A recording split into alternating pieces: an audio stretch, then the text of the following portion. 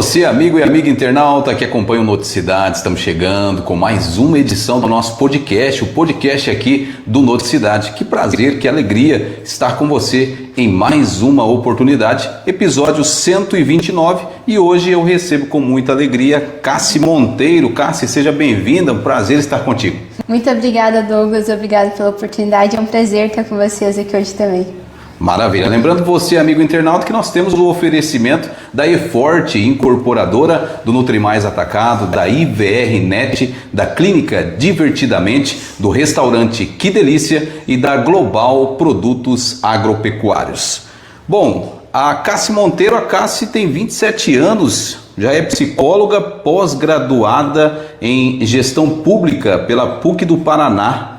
É uma jovem liderança política aqui do estado, fundadora do Instituto Desperte e Governe. Ela também foi assessora parlamentar em Brasília, que legal, hein?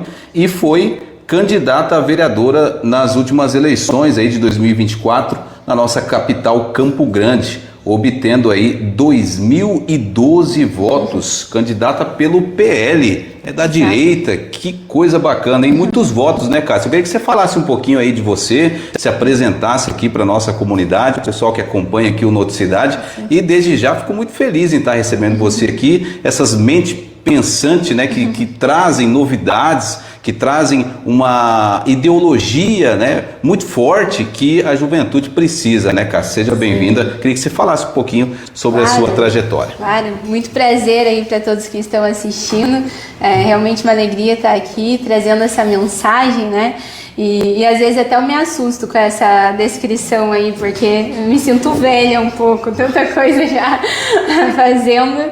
Mas eu acredito que é importante a gente ocupar esses espaços, até o fato de ter saído candidata aí na última eleição, foi porque eu acredito que a gente precisa de mais pessoas, não apenas jovens, mas pessoas com uma nova visão, com uma nova ideia, trazendo um propósito realmente para todas as esferas da sociedade, e a política é uma das esferas que a gente precisa resgatar, colocar pessoas novas lá, pessoas com propósito, pessoas que estejam dispostas a realmente fazer a diferença e construir um futuro melhor. E é conectado a isso também que a gente fundou aí o Instituto Desperte e Governe, porque nós acreditamos que para que a gente tenha um futuro melhor, nós precisamos formar uma nova geração, despertar essa geração e formar novas lideranças para ocupar todos os espaços de influência da sociedade. Não mencionei, né, Cássia, mas você também tem uma ligação muito forte com o deputado federal Nicolas Ferreira, né? O Nicolas que fez um movimento muito grande aí, está fazendo, né, um movimento muito grande pelo Brasil, pela direita do Brasil, né? E eu queria que você falasse um pouquinho também, né, de como que surgiu essa parceria e essa aliança com o Nicolas, que foi fundamental também, né, para que você se tornasse a suplente, né, de vereador em Campo Grande, a primeira suplente, né? Isso. Importante destacar isso, porque posso assumir o mandato em breve. É isso que é importante, né? Imagina uma vereadora tão jovem aí na nossa capital, acho que seria muito bom. Queria que você falasse dessa aliança aí. Sim, na verdade não é tão curta, digamos assim, ela começou em 2020. Eu comecei a acompanhar o Nicolas em 2020, acompanhava ele nas redes sociais ali, na época ele tinha uns 20 mil seguidores, e no final de 2020 eu tive a oportunidade de ir para um evento em Brasília, já de jovens de direita, na época da Juventude Democrática do Brasil, e o Nicolas era um dos palestrantes. Então naquela época abordei ele lá, já acompanhava ele na rede social, e desde então ele saiu vereador em 2020, foi bem eleito, né, em Belo Horizonte. E daí em 2021, eu sempre fui muito ativa nas atividades com a juventude da minha igreja, e meu pastor de jovens na época chegou para mim: Cássia, por que a gente não traz o Nicolas aqui na igreja? Deu tipo assim, muito legal, mas eu não era próxima dele, né? Até na época eu cheguei em casa e brinquei com os meus pais: vocês acreditam que o pastor acha que dá para eu trazer o Nicolas aqui na igreja? Só que daí eu tinha um amigo em comum com ele, fui atrás dessa possível agenda, e a primeira vez que o Nicolas veio em Mato Grosso do Sul foi para um evento na minha igreja que eu e meus amigos organizamos, que nós fizemos o primeiro encontro da juventude conservadora, que na época a gente intitulou como Juntos. E daí nisso a gente se aproximou e a partir desse evento com ele eu formei um grupo de jovens cristãos e conservadores, que é o Juntos, e esse grupo nós desenvolvemos grupos de estudos, palestras, fomos muito ativos em 2022 no segundo turno das eleições, porque nós passamos por algumas igrejas palestrando e tentando conscientizar a juventude cristã da importância dos jovens se posicionarem naquela eleição, mostrando que não era só uma batalha, uma eleição ideológica, a gente via que por trás tinha uma guerra espiritual mesmo acontecendo. Então, nós passamos pelas igrejas. Nisso, o Nicolas foi eleito deputado federal mais votado do Brasil, e me afastei um pouco dele nessa época, porque ele deu um boom, né, ficou gigante. Só que em 2024, quando eu recebi o convite para vir candidata, eu até fiz um checklist ali para Deus, falando das coisas que eu precisava para aceitar o convite, e um deles era o apoio do Nicolas. Então eu fui atrás desse apoio e deu certo, ele sinalizou que me apoiaria e deu muito certo a ponto dele vir até Campo Grande. Ele vem em Mato Grosso do Sul pela segunda vez daí em 2024. Nós trouxemos ele para a conferência Desperte o Governo que nós fizemos e ali ele sinalizou apoio a mim nas eleições municipais e nisso eu me aproximei ainda mais dele, do grupo dele, porque o Nicolas ele tem desenvolvido um trabalho muito nobre pelo Brasil. Diferente da maioria dos políticos, o trabalho dele não é pensando apenas num projeto político pessoal ou local até, né? Ele sabe do tamanho que ele tomou, aonde a voz dele tem chegado, então ele tem usado isso para realmente fortalecer uma base de jovens que queiram também entrar para a política para fazer um trabalho diferente. Então hoje eu faço parte desse grupo ali que ele acompanha de perto, orienta, a gente participa de formações, estamos nos preparando para quando surgir a oportunidade a gente poder ocupar esses espaços e realmente fazer um trabalho efetivo. Maravilha.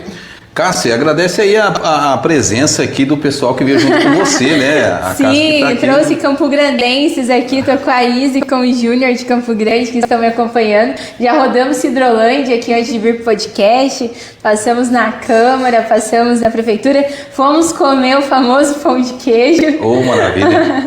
Coisa boa, né? Sim. E você tem rodado aí o Estado, né, Cássia? Sim.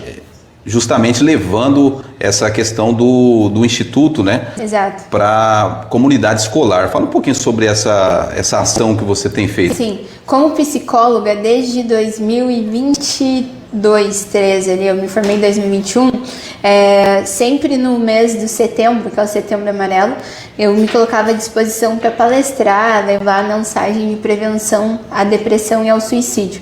E comecei pelas igrejas e na época eu fazia parte de alguns projetos sociais, sempre fui voluntária em projetos sociais, e então eu também ia para instituições, para escolas palestrar sobre esse tema.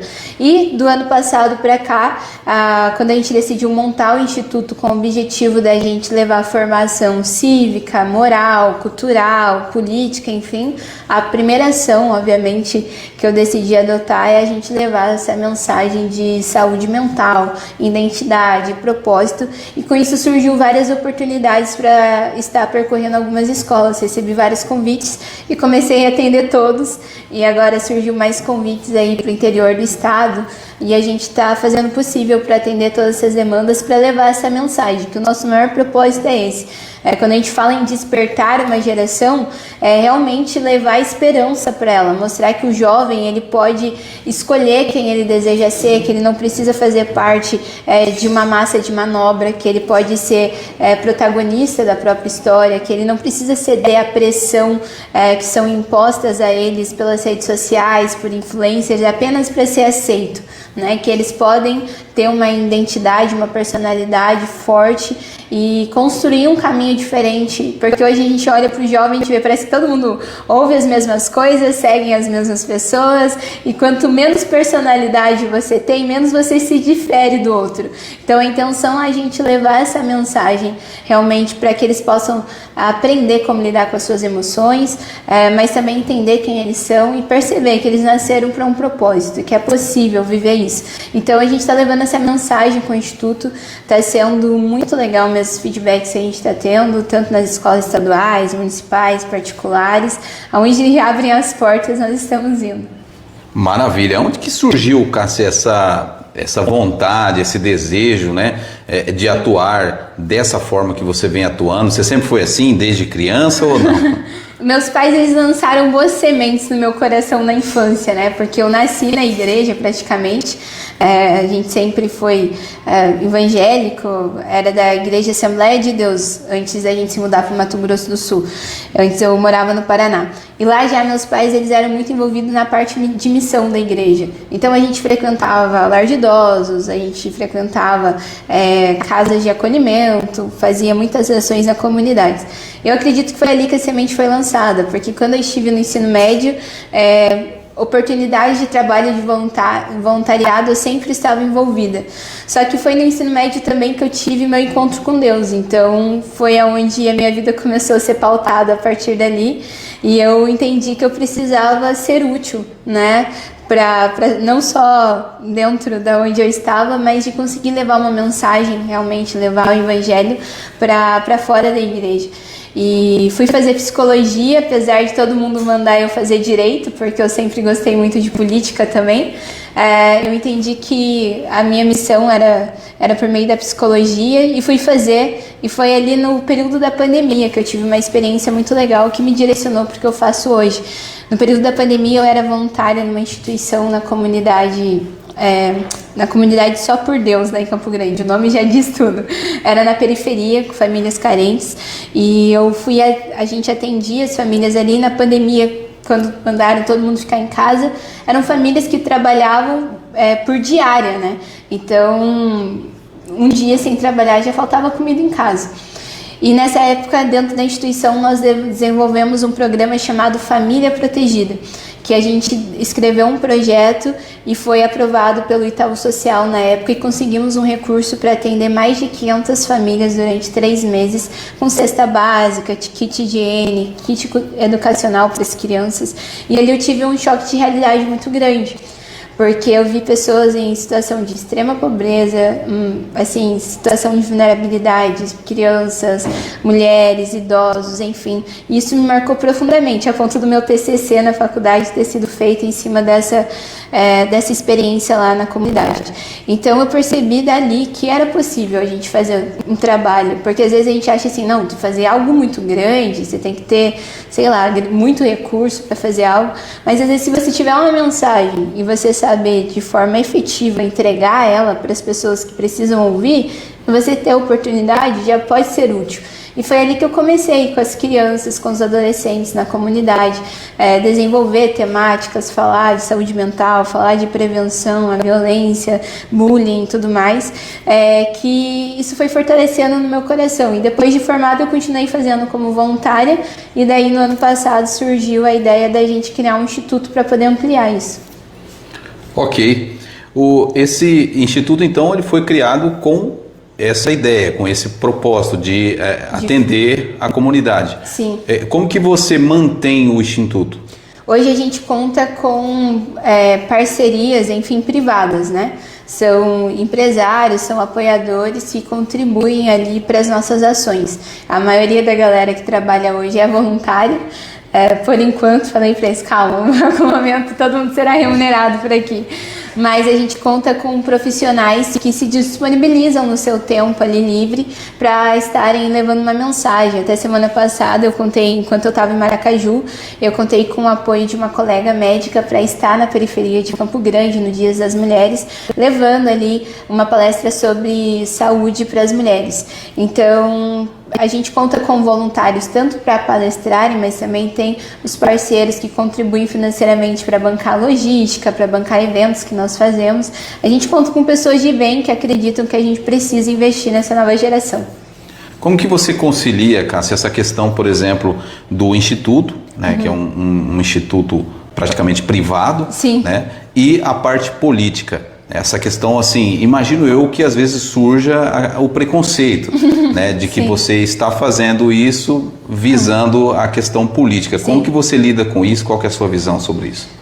Para mim, ela é muito tranquila, né? Óbvio, tem toda a imagem que eu preciso passar, mas ela é tranquila porque isso é algo que eu sempre fiz antes mesmo de me candidatar. Eu já era voluntária, já fazia esse trabalho, e mesmo não tendo mandato hoje eu continuo fazendo trabalho. A gente só tem ampliado isso, né? Então, e até eu estava em Maracaju quando eu falei para o pessoal que eu tenho que deixar claro, né, que eu não estou entrando na escola para buscar voto, até porque a maioria das crianças que me ouvem não tem título. Então, só que eu acredito que, na verdade, a ferramenta política, o espaço político, precisa ser usado para potencializar esse tipo de trabalho também. Então, hoje é muito claro para mim que quando eu tiver um mandato, e isso eu não escondo, que quando eu tiver um mandato, a minha intenção é potencializar o trabalho do Instituto. Sabe? A gente já tem meio que definido assim que nós não queremos verba pública para isso. A intenção é levar a mensagem, sabe? E potencializar outros projetos que já tenham essa viabilidade ali para poder receber verba pública, a gente poder usar o mandato para potencializar lideranças que já fazem um trabalho de base, que já atendem quem realmente precisa, que já fazem uma política efetiva voltada para as pessoas. Então a intenção do Instituto também é fortalecer isso, sabe? Mas obviamente, né, na escola eu não cito até, porque na escola o meu objetivo ali é como psicóloga, né? Nas igrejas também, quando eu vou palestrar, dependendo do assunto, né, se é o Maio Laranja, enfim, que é uma pauta bem importante para nós, também enfatizo que eu estou ali como uma cristã formada em psicologia, né, para não ter esses conflitos. Mas, obviamente, com o tempo, quando surgir a oportunidade de ter um mandato, a gente vai deixar ainda mais claro nessa divisão, que o Instituto é um trabalho de base, de formação, e quando eu tiver um mandato vai ser para potencializar políticas públicas que estão ligadas àquilo que o Instituto já faz. Eu até acho muito interessante isso, né? Por exemplo, nós temos em Maracaju vereadores, o Robert, tem o Instituto Pequeno Cidadão, nós temos lá o Nego do Povo, tem o projeto Atitude Social, tem também o Joãozinho Rocha, Sim. Tem outro projeto. Então, Diogo também tem um instituto, né? Então, assim, são vereadores que atuam, né, ajudando, auxiliando esses institutos, associações, estão perto da comunidade, estão ajudando a comunidade, estão buscando recursos via emendas, né? Que isso tudo vai para a comunidade, ajuda de uma certa forma. Cidrolândia, por exemplo, os vereadores, nenhum deles tem uma associação ou um projeto, né? Eu acho que por aqui falta isso, e eu acho que realmente faz a diferença na vida das crianças, das pessoas que estão envolvidas com esse instituto. Então eu vejo realmente com bons olhos essa atitude, essa ação, né, de políticos, porque realmente tudo depende da política, né? Você consegue realmente fazer as coisas acontecerem e devolver para a sociedade o que ela paga em impostos, né? A minha pergunta é o seguinte: como que você visualiza a falta de interesse da comunidade, principalmente dos jovens, né, nessa questão da política? Quando fala que é política, eles não querem nem saber. E isso é um fato que provavelmente é o que a esquerda quer, né? Porque quanto mais a falta de educação, de conhecimento, né? Aí tem aquele efeito que você comentou no início, que é o efeito manada, né? A gente vai por aqui, vai todo mundo por aqui, ninguém questiona, né? Ninguém pesquisa, ninguém vai atrás de conhecimento, e isso prejudica muito a sociedade, né? Que a sociedade precisa questionar, perguntar, pesquisar, aprender, e aí quando tem o preconceito e eles, né, têm essa recusa quando falam em política, fica cada vez mais difícil, né? Sim, é uma geração que já vem traumatizada, né? Porque já cresceu ouvindo tantos escândalos de corrupção, que todo político é ladrão, que político só rouba, enfim. E olhando para o cenário do Brasil é desanimador, né? O cenário político. Só que a gente eu até tenho falado sobre isso, até provavelmente o nome da nossa campanha do primeiro voto será essa, que eu acredito que a gente está prestes a viver um ponto de virada na história. Porque ao mesmo tempo que existe uma geração totalmente desinteressada, porque cresceu ouvindo tantas coisas e vendo tantos escândalos que fizeram eles terem essa crença de que vamos ficar longe de política porque isso não presta, só tem ladrão e tudo mais. Só que existe uma geração que está sendo despertada, né? Então, são inúmeros fatores que levaram a esse desinteresse, que não é só do jovem, né? Tem muito adulto que também tem essa visão, e poucos percebem isso que você acabou de falar, que a partir do momento que a população ela começa a questionar, pelo menos, né? Tipo assim, mas para onde está indo meu imposto? né? Tipo, porque os caras roubam tanto e não são presos, não são julgados, né? Tipo, só de questionar, eles não querem isso, porque eles conseguem, o sistema ele consegue ir se alimentando e repetindo as mesmas ações, tirando o dinheiro do povo sem devolver em serviço aquele dinheiro que eles estão pegando. Só que eu acredito que até a nossa missão com o Instituto é essa, né? Despertar, formar uma geração que pense, né? Que seja crítica nesse sentido de não aceitar tudo que impõe a eles, né? De não serem guiados apenas por uma fonte, né? Deles questionarem, deles buscarem a verdade. A gente fala muito sobre isso, da importância deles buscarem a verdade e não viverem uma vida baseada em sentimento, mas instalada na realidade, né? De não acreditar em promessas vazias, porque é muito lindo.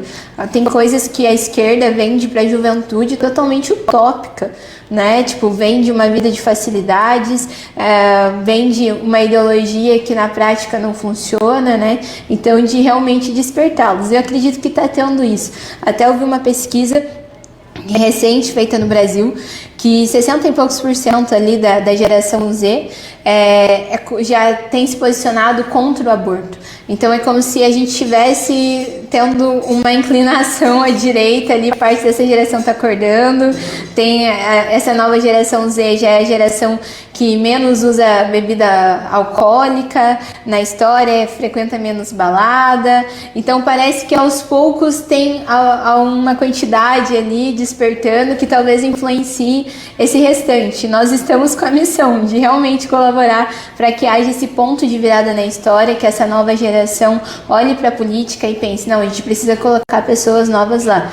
Entrou político lá, tá? Não fez o que falou que ia fazer, ou mentiu pra gente, falou que ia fazer algo e fez outra coisa, a gente tira, sabe? Mostrar para eles que existe essa possibilidade, que não precisa aceitar isso, né? Apenas de ignorar isso. Eu sempre falo uma frase que diz que você até pode ignorar a realidade, mas você não pode ignorar as consequências de ter ignorado a realidade. E a gente está vivendo as consequências de ter ignorado essa realidade. Então, como agora está batendo na porta essas consequências, eu acho que vai fazer as pessoas despertarem e ter atitudes diferentes. Maravilha. Cassi Monteiro. Cassi, como é que você conseguiu 2012 votos, né, em Campo Grande? Se fosse em Sidrolândia ou Maracaju, seria a mais votada, né? De longe a mais votada. Mas como que você fez isso até para essa jovem ou esse jovem que nos assiste, sim, que tem vontade, né, de entrar na política? Sim. E você, foi a sua primeira campanha? Foi então, primeira campanha, já ficando como primeira suplente, sim, né? Sim. Quase entrou, bateu na trave ali. Então, o que é muito difícil, né? Até no interior, os vereadores tentam às vezes 3, 4 vezes para poder, sim, conseguir entrar, né? Eles formam ainda uma base, é, sim, muito difícil, né? Ainda mais sem estrutura. Como que você obteve esse sucesso aí, né, de uma ótima votação sendo tão jovem? A gente fala que são os 3 S's, né? É sola de sapato, saliva e suor. Esse é o resumo da campanha. E muita graça de Deus também. Porque eu não era tão conhecida em Campo Grande. Porque tudo que eu fiz ali até então, de trabalhos voluntários, projetos sociais, não era com uma intenção de um dia ser candidata. Então eu não ficava registrando, tirando foto, fazendo vídeo, fazendo propaganda em cima daquilo.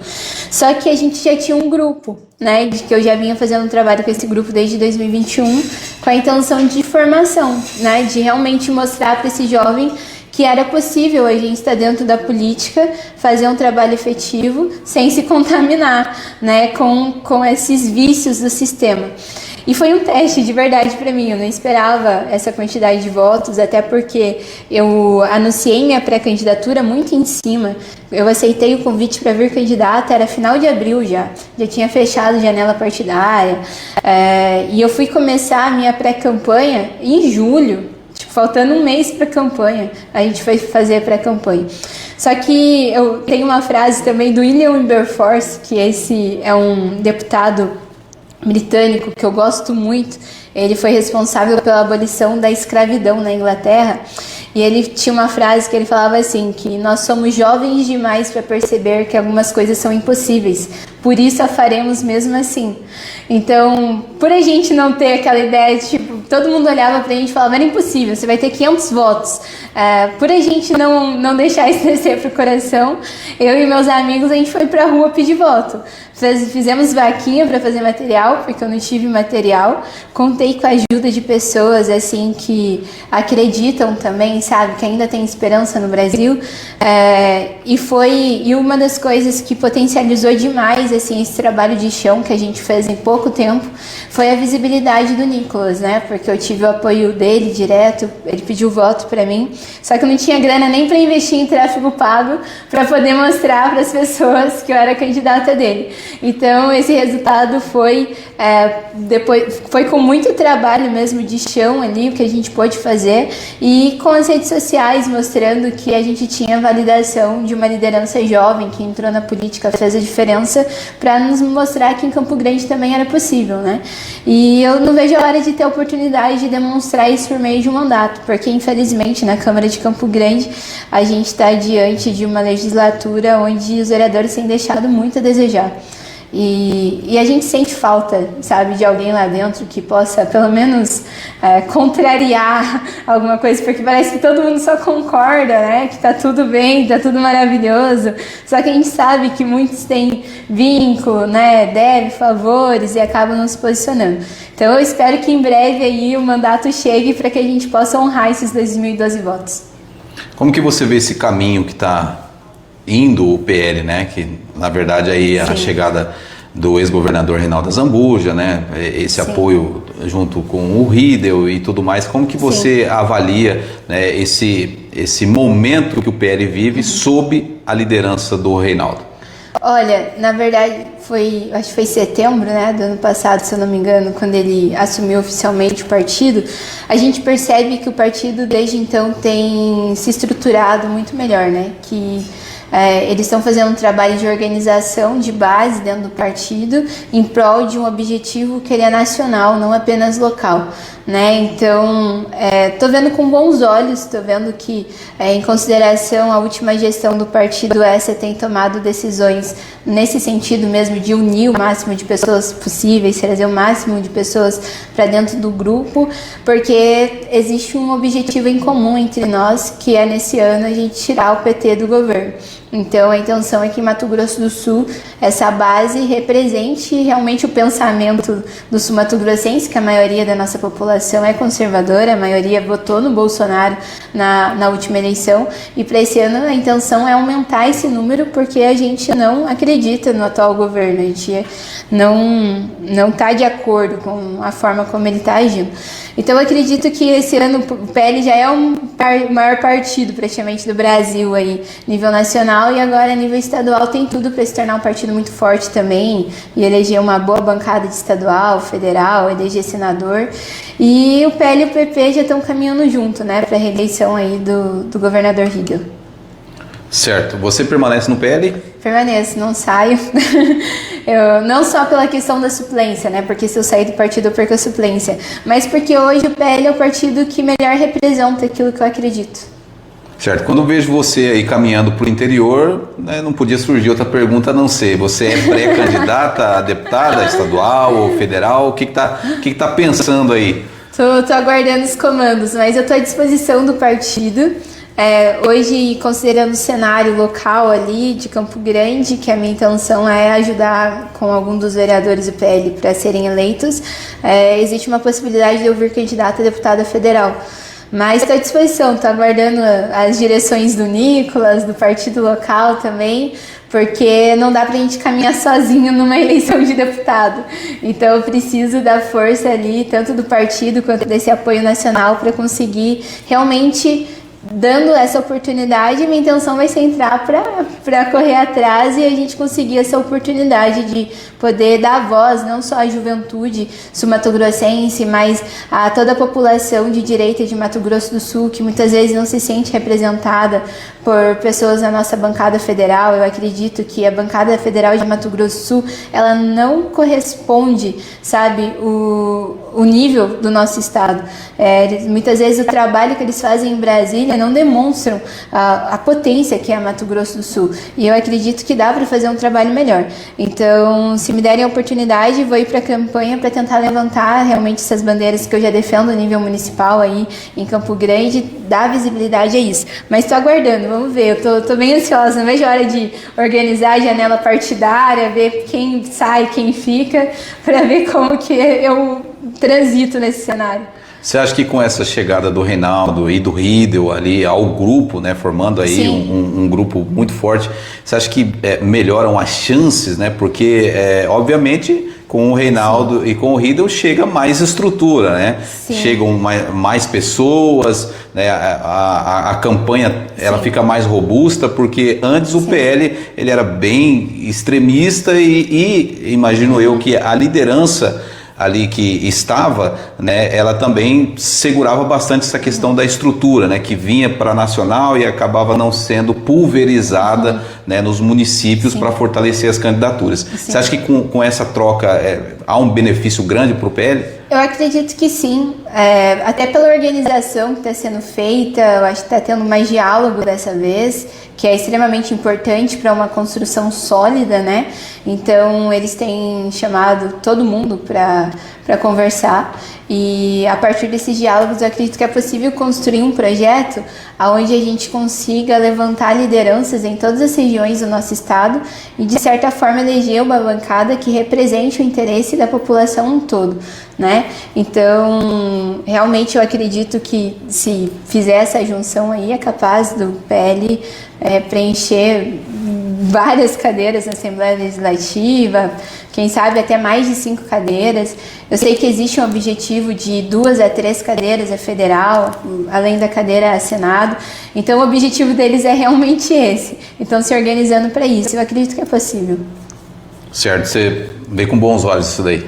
Sim, é porque assim, olhando para o cenário nacional, por mais que a gente tenha muitas rixas internas dentro da direita... É isso que eu ia dizer. A questão assim, dentro da direita tem ali, né, o conservadorismo, né, aquelas pessoas que não... Fulano não é da direita, ele não é do nosso grupo, ele não pode fazer parte. Sim. Inclusive, aqui em Sidrolândia, em Maracaju, houve muito isso. Né? Às vezes, ex-vereadores, pessoas que eram de outros partidos, queriam somar para o PL. Não, aqui você não pode, aqui tem que ser gente nova, né? Tem que ser da direita, extrema-direita, e aí houve ficou um pouquinho complicada essa situação nesse sentido, né? Sim. Então, por isso que eu te questiono um pouquinho mais a fundo, porque tem, né, essa ala aí um pouquinho mais conservadora que não aceita. Exato, e eu falo pra ti, eu comento com essa galera mesmo, com os políticos, com esse pessoal, que muitas vezes acreditam que assim, não, a gente tem que ter o nosso grupo e colocar o nosso grupo lá e acabou. Só que acontece, nos últimos anos no nosso estado, a gente não teve uma construção de direita. A gente não teve ninguém pensando a longo prazo na direita.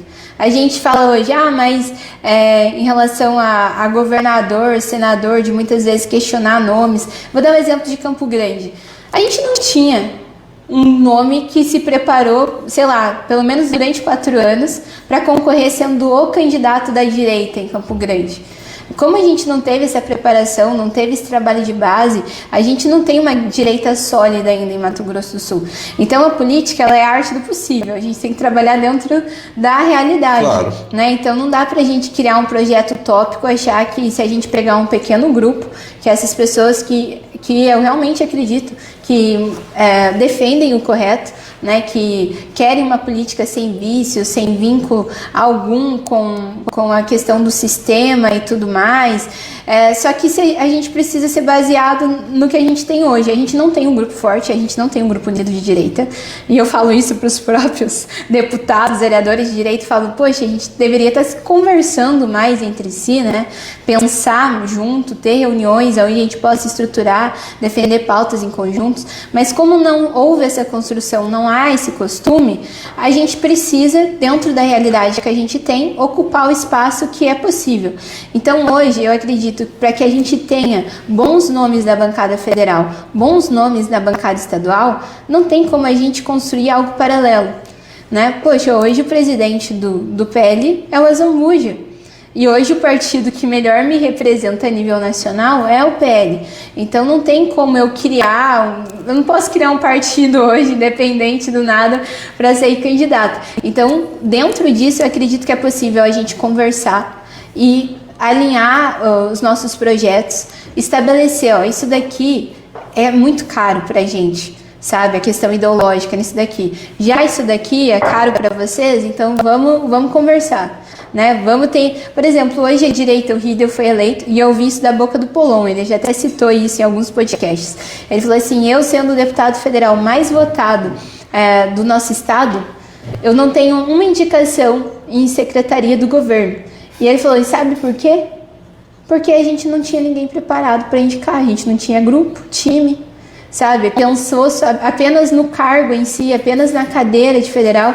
Então a gente tem que pensar no todo. A gente precisa montar um time, preparar pessoas para que a gente possa sentar na mesa e ocupar os espaços de governo do nosso estado, não apenas um mandato, uma cadeira mandatária, digamos assim, né? Mas para que a gente possa sentar lá e falar: Riedel, 60% da população de Mato Grosso do Sul é de direita. Não dá pra gente ter uma secretária que seja de esquerda na cidadania, na cultura e tudo mais, sabe? A gente precisa saber negociar.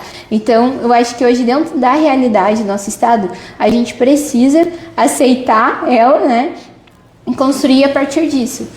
Não tem como a gente ignorar o tamanho, né, das construções já feitas. Poxa, o Reinaldo não é de agora que ele tem construído um projeto no estado. E também não foi do nada, né? Foi o Bolsonaro que entregou o partido para ele. Então, considerando isso, eu acho que a gente precisa tomar decisões que sejam mais voltadas realmente para a realidade, não tem outro termo para usar a não ser esse, porque é isso que nós temos. Então a gente precisa construir a partir disso. E eu acredito que ele pode surpreender aí no sentido de organizar o partido, colocar bons nomes lá dentro.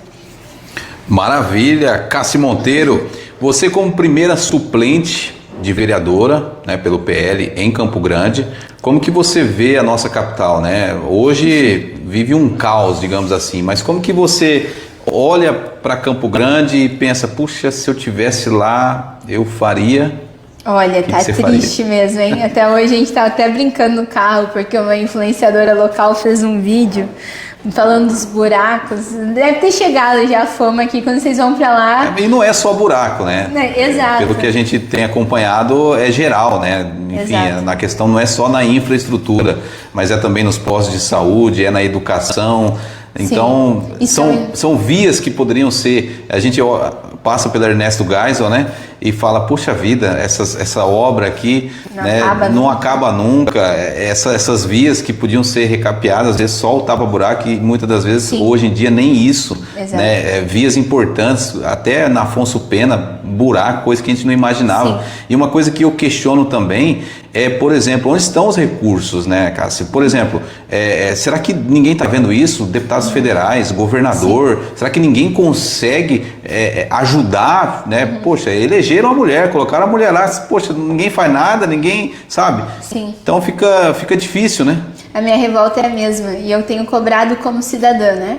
Porque tem coisas absurdas acontecendo, tudo isso que você disse, fora escândalos ainda na gestão que a gente teve recente. É revoltante. Né? E os vereadores que eu sou próxima, eu pressiono eles falando da importância de se posicionarem, cobrarem, fiscalizarem. Só que eu sinto falta de um trabalho maior de fiscalização, porque, por exemplo, não é só você fazer em vídeo, não é só você fazer em ofício, não é só você fazer requerimento de informação, enfim, se isso não for correspondido. Esses dias atrás eu acompanhei uma questão de um requerimento de saúde que eles votaram lá, e que o executivo tem um prazo, né, para responder quando é um requerimento aprovado pela Câmara, e não foi respondido dentro daquele prazo. E eles foram lá para o plenário falar: isso é um absurdo, isso é isso, né? Só que acontece, chegou num ponto em Campo Grande que eu acredito que eles já deveriam estar recorrendo para outros órgãos, né? Deveria estar abrindo representação no Ministério Público, fazendo denúncia no Tribunal de Contas, porque se eles estão vendo que não está correto e estão ali denunciando isso em plenário, existem medidas legislativas, jurídicas para serem tomadas. Uma delas que parece que vai andar agora é a questão do transporte público, porque teve uma CPI contra o consórcio da Icurus, teve um relatório, teve outro relatório paralelo, a Justiça determinou a intervenção no contrato do consórcio, que foi totalmente ignorado pela prefeitura, só que daí chega num ponto também que eles apelam demais, né, tipo assim, virar as costas até pra justiça.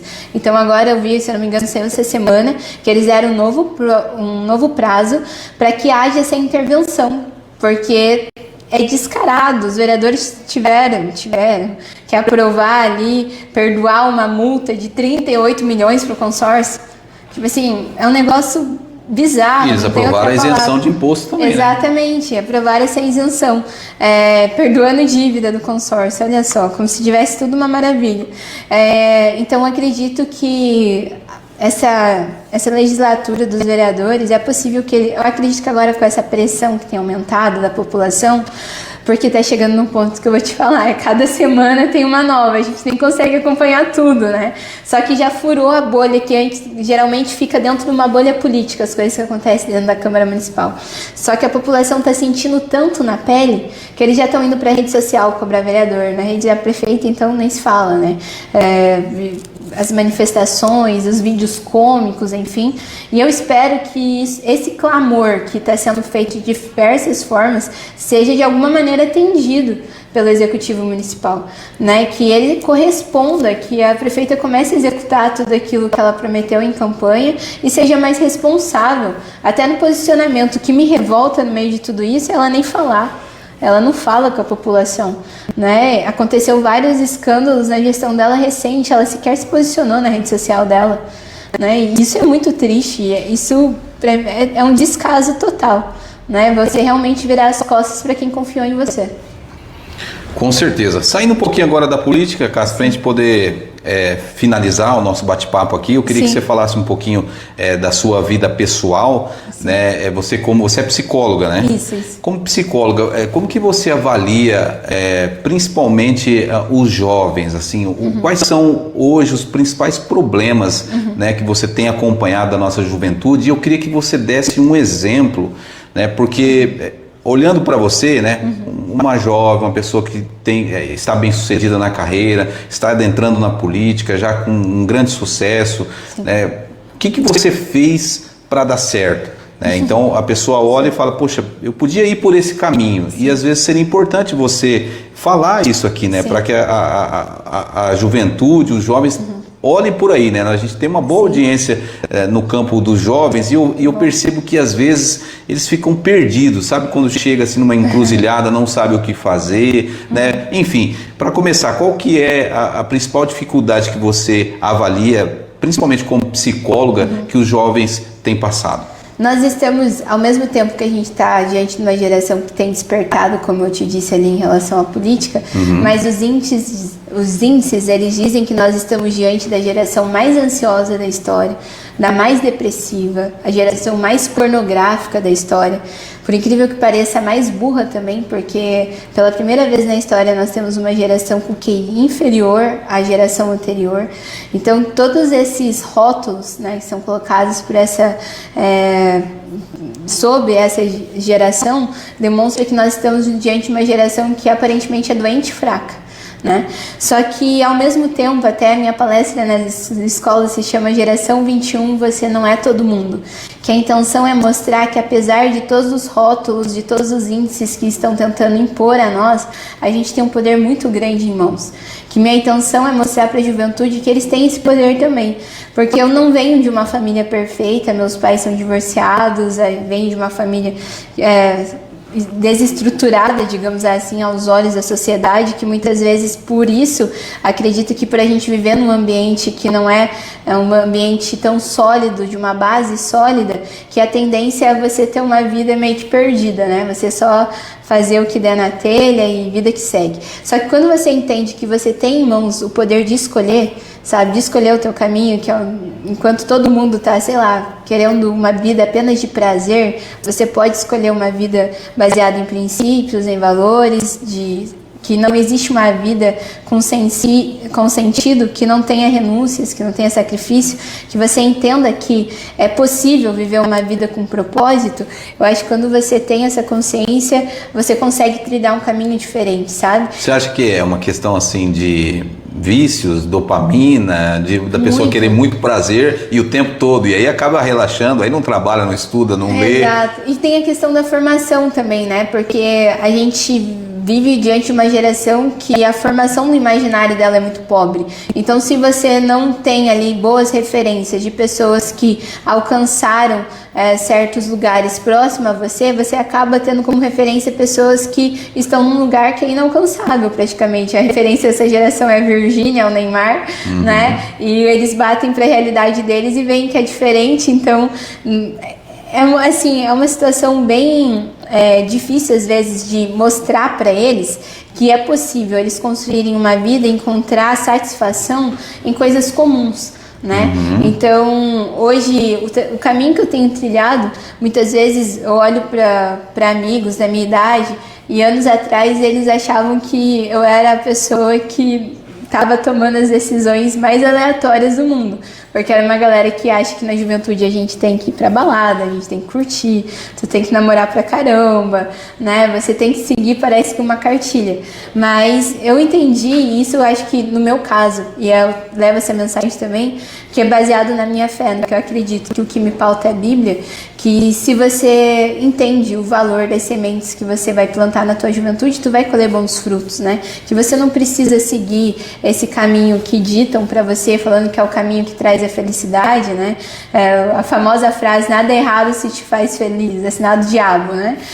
De mostrar pra eles que realmente se você for seguir seus sentimentos, você vai quebrar a cara, né? E as redes sociais têm contribuído para isso, são várias vidas nada reais que eles veem diariamente no Instagram, e a intenção é possível a gente construir uma vida com poder de escolha. Às vezes teu pai e tua mãe não teve a vida que você gostaria de ter e continuar o legado, mas você pode escolher construir uma vida a partir de agora que seus filhos vão se orgulhar dela, né? Eu até falo bastante na palestra que vai chegar um momento, principalmente quando eles estão no ensino médio, que já não importa mais quem foi seu pai ou sua mãe, vai importar quem vai ser o pai e a mãe dos seus filhos, e são as suas escolhas de agora que vão determinar isso. Então, apesar de tudo em volta, até o Olavo de Carvalho tem um trecho lá que ele fala que a gente vive numa geração que tudo em volta induz a gente à loucura, à insanidade, à perda do sentido, mas existe um poder em mãos da gente escolher ir na contramão disso. A gente escolher ser pessoas que vivem uma vida baseada na verdade, que vivem uma vida buscando propósito, que não vivem uma vida apenas para corresponder à expectativa do outro, mas que realmente entende que existe a eternidade, que um dia a gente vai prestar conta de tudo que a gente vive aqui, e as escolhas de agora, com certeza, vão influenciar o nosso futuro. Então, a mensagem que a gente tenta levar para essa geração é essa, que apesar de todas as influências possíveis externas querendo levar eles para um caminho que parece que é vazio no final, eles têm o poder em mãos de escolher ser diferente e não fazer parte dessa geração todo mundo. Maravilha! Mandar um abraço aqui pro pessoal que está participando aqui da nossa transmissão. Lembrando que nós estamos ao vivo e o gravado, tá? A entrevista gravada, ela é carregada posteriormente no YouTube, tá bom, pessoal? Então amanhã provavelmente já vai estar disponível no YouTube, ao vivo, somente aqui pelo Facebook. Agradecer o Marcelo Macedo, Geraldo Santos, o Hudson Mukiud, o Hudson que é pastor evangélico e também é presidente da Fundação de Esportes de Sidrolândia. Está aqui nos acompanhando, aqui dando boa noite. Boa noite, Hudson. Obrigado aí pela audiência de sempre. Gabriel Oliveira, sem sombras de dúvida, tu é uma das jovens que Deus tem levantado para mudar nossa capital. Deixa Deus te usar. Me espelho e respeito muito o trabalho que tem feito. Exemplo para nossos jovens. Para cima, Gabriel. Minha amiga. Theo Areco está por aqui. Atalício Júnior também. Desperte e governe, né? O Theo Areco está dizendo aqui, pergunte a mesma se ela encontrou com a velha política do troca de voto por itens e como ela contornou para ganhar o voto. Pergunta aqui o Theo. Eu acho que quando a gente chegava na campanha pedindo voto para as pessoas, eles perguntavam pra gente se a gente tinha dinheiro, eu já falava, não tenho nem santinho para te dar, então. Puxa vida, que campanha difícil, hein, cara? Foi então, guerreira, hein? Foi. Não tinha nem material. Foi. Mas olha que interessante, praticamente, a última semana não tinha santinho para entregar, foi tudo, a gente fez vaquinha. Mas uma coisa interessante, porque eu já chegava com um discurso que eu estava entrando na política para fazer algo diferente. Então, quando a pessoa vinha pedir algo, eu falava assim, infelizmente eu não acredito nesse tipo de política. E estou me colocando à disposição, porque eu acredito que quem entrou lá e fez dessa forma, não trouxe benefício algum efetivo hoje pra gente. Então, pelo meu discurso já ser direcionado a isso, foram poucos os pedidos, assim, de cesta básica, voto. Eu não tinha cabo eleitoral, então, às vezes o pessoal me perguntava, quanto você tá pagando para pedir voto para você? E meus amigos do lado, a gente tá pagando para trabalhar para ela, não tá pagando a gente. Mas isso que é bom porque se torna um movimento, né? E quando é um movimento, ele tem um propósito, né? Sim. E as pessoas acreditam nesse propósito. Eu acho que Exato. quando é dessa forma, é diferente, né? O movimento, ele ganha força. Por isso que eu falei que você é muito jovem, né? E para você investir mesmo nas redes sociais, né? Para você realmente chegar nas pessoas que às vezes você não vai conseguir chegar, né, pessoalmente, mas através da rede social as pessoas vão, né, ver ali o trabalho que você faz, né? Vão se encontrar ali de alguma forma, vão receber uma mensagem, vão gostar disso, e aí aquela pessoa, ela parece que é da sua família, né? Você começa a acompanhar ali e começa a concordar com aquilo. Se identifica. Isso é legal. É muito bacana. A Gema Bastos também está aqui. Que coisa boa poder ouvir respostas claras, inteligentes e assertivas. Parabéns, Cássia. Desperta esses jovens para um novo tempo. Lindas palavras aí da Gema Bastos. A Letícia também está com a gente aqui. Mondadori, acho que é assim, né? Mondadori? Show, Cássia, vai com tudo. Obrigado aí, Letícia, pela participação aqui no nosso podcast, sempre ao vivo com você, amigo e amiga internauta. Bom, Cássia, foi um prazer receber você aqui, né, esse bate-papo. Antes de finalizar, né, eu queria que você deixasse aqui a sua mensagem, né, para a comunidade que quer te conhecer, que quer te acompanhar, que quer fazer parte desse movimento, do Instituto, né, saber como que funciona, como que a pessoa pode também fazer parte desse movimento, ajudar de alguma forma, né? Enfim, eu queria que você deixasse também suas redes sociais, né? E algo mais que você queira acrescentar, o Noticidade aqui à sua disposição. Obrigada, Douglas. Muito obrigada pela oportunidade. Obrigada a todos que acompanharam a gente até aqui, pelos comentários também. Um abraço para vocês. As minhas redes sociais são Cassi Monteiro, todas elas, Cassi, C-A-S-S-Y Monteiro, tanto Instagram, TikTok, Facebook, enfim. E as redes sociais do Instituto Desperte e Governe também é @Desperte e Governe. E lá nas minhas redes sociais, também no Desperte e Governe, você pode me mandar uma mensagem, caso você queira levar uma palestra para tua escola, para a tua igreja. Agora, no próximo dia 20 de março, nós estaremos lançando a segunda temporada do Desperte e Governe, lá em Campo Grande, que essa segunda temporada será um ciclo de palestras e ministrações em igrejas, voltado para a juventude, em busca da gente levantar lideranças capazes de influenciar as esferas da sociedade com fé, coragem e responsabilidade, entendendo que foram chamados para esse tempo. Então, se você quiser levar também uma palestra para a tua igreja, só mandar uma mensagem, tanto na minha rede social ou do Desperte e Governe. Em breve também nós teremos o nosso site, porque se você é um pastor, se você é um palestrante, um profissional que quer colaborar com a formação dessa nova geração, nós também abriremos um espaço para voluntários, mentores dessa nova geração e também para aqueles que queiram contribuir financeiramente para a gente desenvolver materiais didáticos, levar essa campanha, contribuir com a logística e participar da construção desse legado.